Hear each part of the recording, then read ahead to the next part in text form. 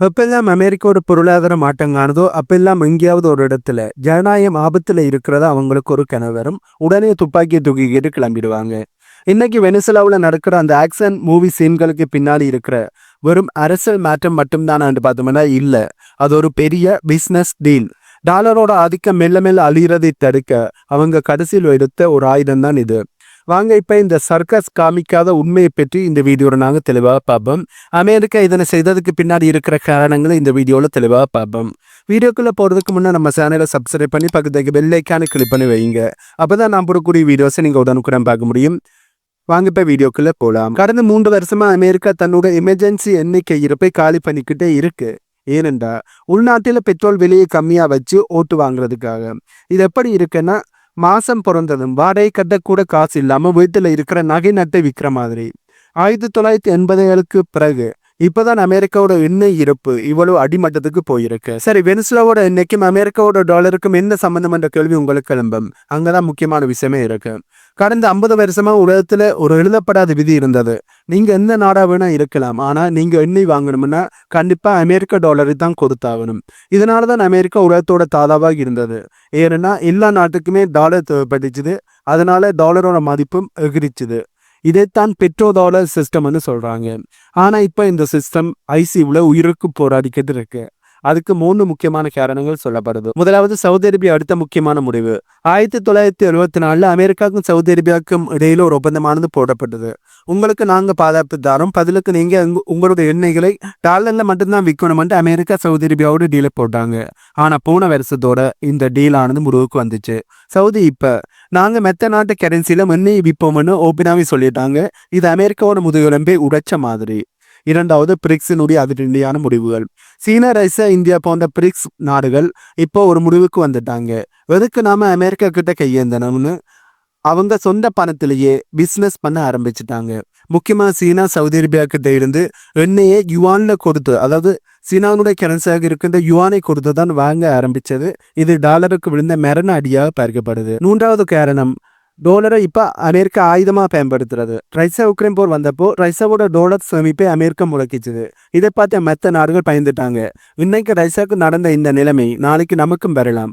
அதனால டாலரை நம்பி பிரயோசனம் இல்லைன்னு டாலரை விட்டுட்டு மெல்ல மெல்ல வெளியே வர்றாங்க.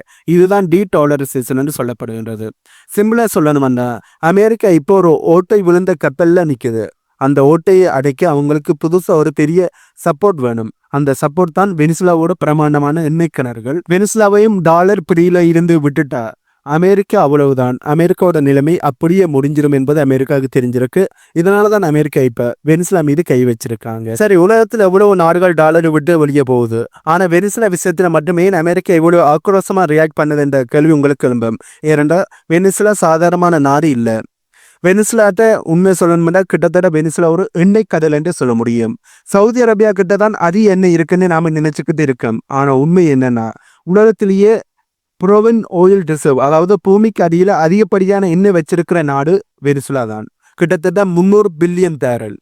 அமெரிக்காவுக்கு பக்கத்துல இவ்வளவு பெரிய ஆயில் டேங்க் டாலரை விட்டுட்டு வெளியே போறது, அதாவது இவ்வளவு பெரிய ஒரு ஆயில் ரிசர்வ் வைத்திருக்கிற ஒரு நாடு டாலரை விட்டுட்டு வெளியே போறது அமெரிக்காவுக்கு தன்னோட வீட்டுக்குள்ளேயே நடக்கிற ஒரு கிழகம் மாதிரி இருக்கு. இதனாலதான் அமெரிக்கா இப்படி ரியாக்ட் பண்ணி இருக்காங்க. அது மட்டும் இல்லாமல் வெனிசுலா தரப்புல இருந்து பிரிக்ஸோட வச்ச டீல் தான் அமெரிக்காவினோட ரெட் லைனா பார்க்கப்பட்டது. அதாவது வெனிசுலா ஒரு வதந்தியை கிளப்பிச்சுது.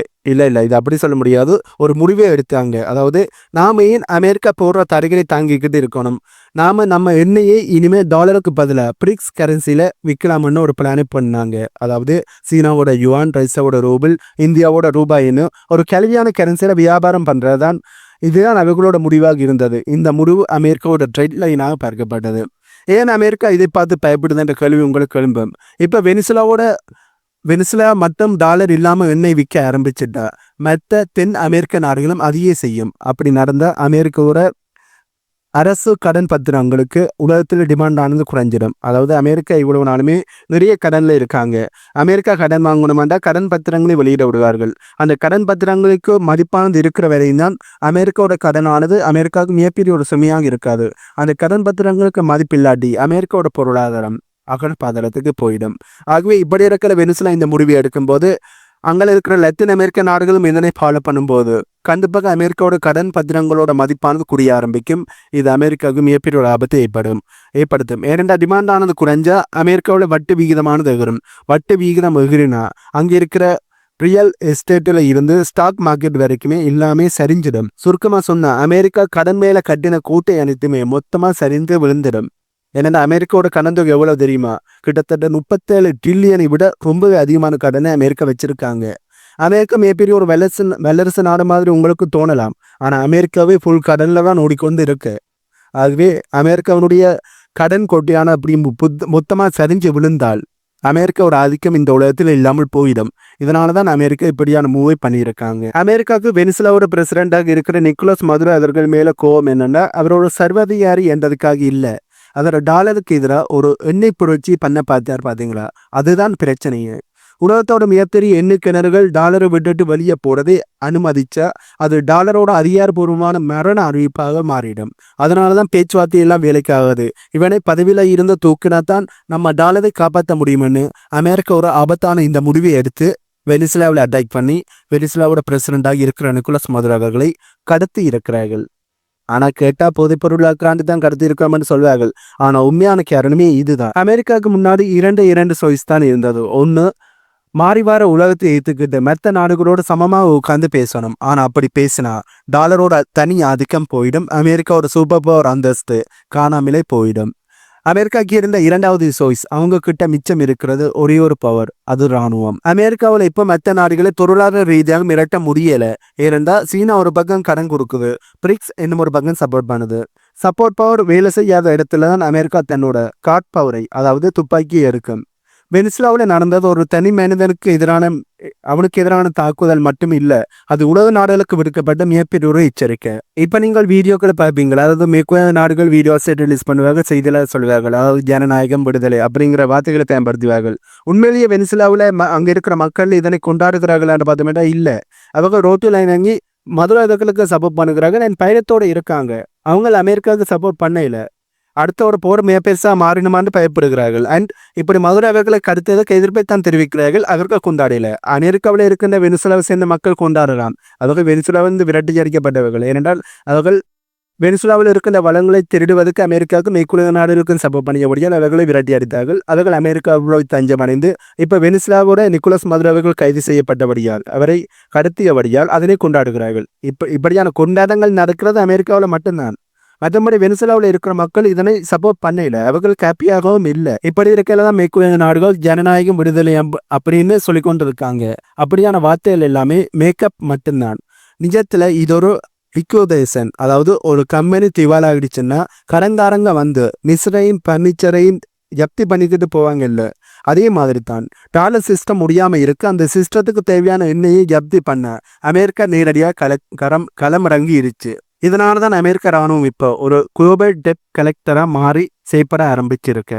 என் பேச்சை கேட்கலன்னா உன் நாட்டுக்குள்ளே பூந்து உன் அரசாங்கத்தையே மாற்றிடுவேணும்னு மிரட்டுற ஒரு வேலையை அவங்க செய்கிறாங்க.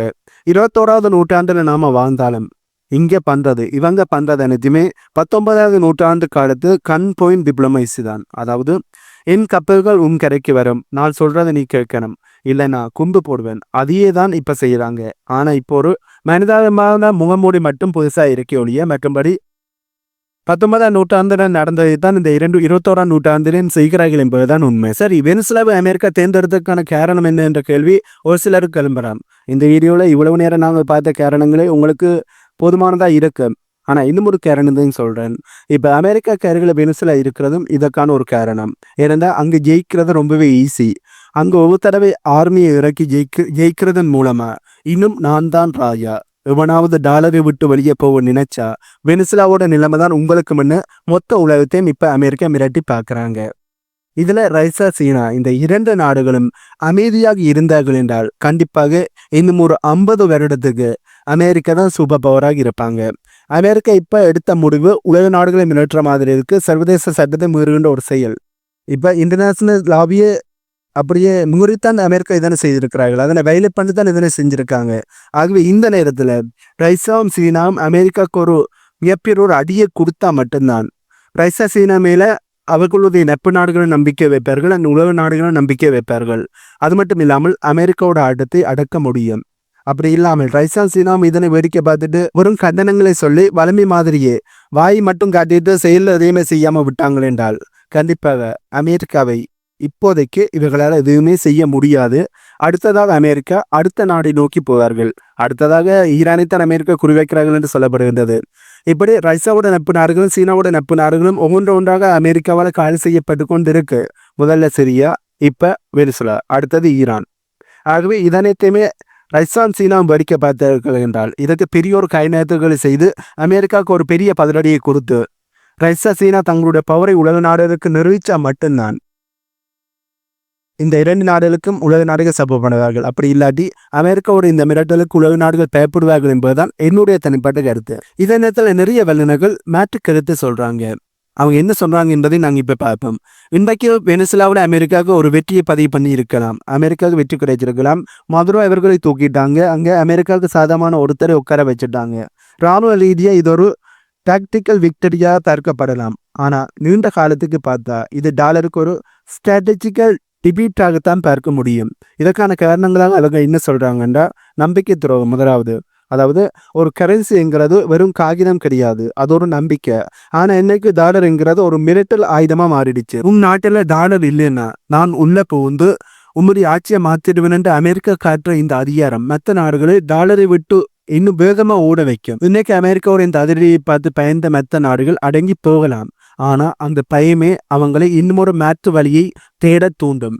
ரஷ்யா, சீனா, இந்தியா, பிரேசில் உலகத்தோட பெரும் நாடுகளா ஒன்றா சேர்ந்து டாலருக்கு ஒரு சமாதி கட்ட இந்த ஒரு சம்பவத்தை ஒரு பெரிய ஒரு தூண்டுதலாக பார்ப்பார்கள், பெரிய ஒரு தூண்டுதலாக பயன்படுத்துவார்கள் என்பதில் எந்த ஒரு மாற்று கருத்துமே இல்லை. இந்த வீடியோனுடைய ஆரம்பத்தில் நான் சொன்ன மாதிரி தான் இது ஜனநாயகத்தை பற்றினது இல்லை, இது கட்சி அணி பேரர்களை பற்றினது.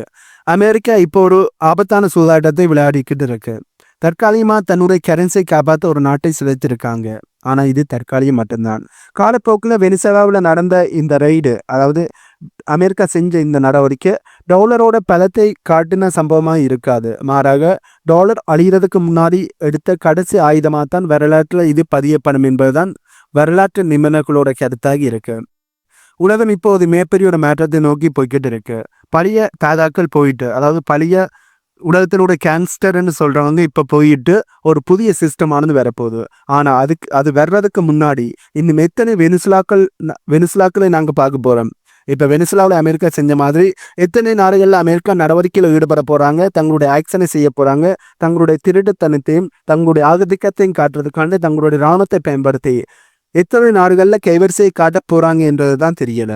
ஆனா இது வெறும் ஆரம்பம் மட்டும்தான். ஆட்டம் இன்னும் பாக்கி இருக்கு. அமெரிக்கா வெனிசுலாவில் ஆட்சி மாற்றத்தை கொண்டு வந்துட்டார்கள். நிக்கோலஸ் மதுரோ அவர்களை தூக்கிட்டார்கள் என்றதுக்காண்டி அமெரிக்கா முழுமையாக வெற்றி அடைந்துட்டார்கள் என்று அர்த்தம் இல்லை. இப்ப அமெரிக்கா செய்த இந்த நடவடிக்கை தான் ஆரம்பமே. இதற்கு பிறகுதான் விரோத காய்நகர்த்தல்களை உலக நாடுகள் செய்வார்கள். அமெரிக்கா இன்டர்நேஷனல் லாவியை மீறி இருக்காங்க. இதனை ரஷ்யாவும் சீனாவும் ஒரு பாதியாக பயன்படுத்துவார்கள். அதாவது அமெரிக்கா இப்போ போட்டு வச்ச இந்த பாதி ரஷ்யா சீனாவும் இனி பயன்படுத்த ஆரம்பித்தார்கள் என்றால் ரஷ்யா சீனா தங்களுக்கு பக்கத்தில் இருக்கிற நாடுகளை தங்களுடைய கண்ட்ரோலுக்கு ஈஸியாகவே கொண்டு வர முடியும். ஆகவே அமெரிக்கா இப்போ வெனிசுலாவோட செஞ்சது ஒரு வெற்றியா நேரடியாக பார்க்கும்போது ஒரு வெற்றி மாதிரி தோணலாம். ஆனால் இதனை கொஞ்சம் ஆராய்ந்து பார்க்கும்போது இது அமெரிக்கா தன்னுடைய தலையில தானே மண்ணை தூக்கி போடுறதுக்கு சமம். ரஷ்யா சீனாவும் ஈஸாக தங்களை சுற்றி இருக்கிற நாடுகளை கைவசப்படுத்துவதற்கு அமெரிக்கா போட்டு கொடுத்த ஒரு பாதியாகத்தான் நிறைய வல்லுநர்கள் இதனை பார்க்கிறார்கள்.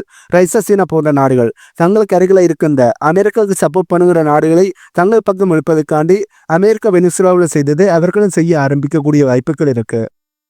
கண்டிப்பாக அமெரிக்கா செய்ததில் இந்த ரஷ்யாவும் சீனாவும் பாடத்தை கற்றுக்கொண்டால் கண்டிப்பாக இதனை செய்வார்கள். ஆனால் இப்போ வரையுமே ரஷ்யா சீனாவும் வெறும் கண்டனங்களை மட்டும்தான் சொல்லிட்டு இருக்காங்க. இதற்கு பிறகு அவர்கள் எப்படியான கைநகர்த்தல்களை செய்ய போகிறாங்க என்பதை வெப்பனை தான் பார்க்கணும். ஆனால் வெனிசுலாவில் அமெரிக்கா செஞ்ச சம்பவம் வெறும் ஆரம்பம் மட்டும்தான். இதற்கு பிறகுதான் உண்மையான ஆட்டமே ஆரம்பிக்க போகுது. இதற்கு பிறகு அமெரிக்கா அந்த இனி மற்ற நாடுகள் எடுக்க போகிற முடிவுகளை எப்படி சமாளிக்க போகிறாங்க என்பதை நாங்கள் வெப்பனை தான் பார்க்கணும். ஆகவே இந்த வீடியோவில் நான் சொன்ன தகவல்கள் உங்களுக்கு புதிதாக இருந்திருக்கும் என்று நான் நம்புகிறேன். அப்படி இந்த தகவல்கள் உங்களுக்கு புதிதாக இருந்தால் இந்த வீடியோக்கு லைக் பண்ணி நம்ம சேனலை சப்ஸ்கிரைப் பண்ணி பக்கத்துக்கு பெல் ஐக்கானை கிளிக் பண்ணி வைங்க. அப்பதான் நான் போடக்கூடிய வீடியோஸை நீங்கள் உடனுக்குடன் பார்க்க முடியும். இன்னும் ஒரு வீடியோவில் உங்களை மீட் பண்றேன்.